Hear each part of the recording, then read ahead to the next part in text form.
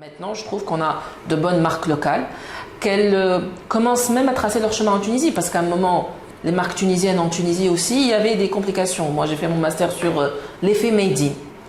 En Tunisie, c'est vrai qu'on est très attaché à l'effet made in, peut-être de par la colonisation, puis le fait qu'on a toujours été lié à l'Europe, puis le fait que le textile a démarré avec ce qu'on appelle du CMT, du cut, make, trim, c'est-à-dire de la façon, du travail à façon. Il a évolué, et ça c'est une bonne chose. Ce n'est pas le cas de tous les pays. Si on regarde le Maroc, aujourd'hui, il y a beaucoup plus de présence. On est toujours dans la façon, plus que dans la partie création produit, développement produit et supply chain intégrée. Donc je trouve qu'on a quand même bien avancé. Pour les marques locales, à un moment, je disais que même le consommateur tunisien, elles avaient du mal à le convaincre aussi. Parce que malheureusement, de nature en Tunisie, on est attaché aussi à cet effet made in. Je pense que ça s'améliore aujourd'hui quand moi je visite les boutiques de marques tunisiennes.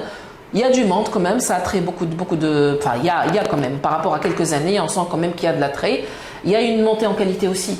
Parce que aussi, se faire de la marge sur le dos de la qualité, aujourd'hui, ce n'est plus permis. Parce que la qualité devient accessible. Aujourd'hui, il n'est pas compliqué de trouver des vêtements qualitativement qui passent à bon prix. Donc ça, il faut en tenir compte. Je pense que les opportunités sont là. L'histoire des quotas est très importante aussi. Parce que quand même gagner 12% de droits de douane dans le coût du vêtement, ça c'est important.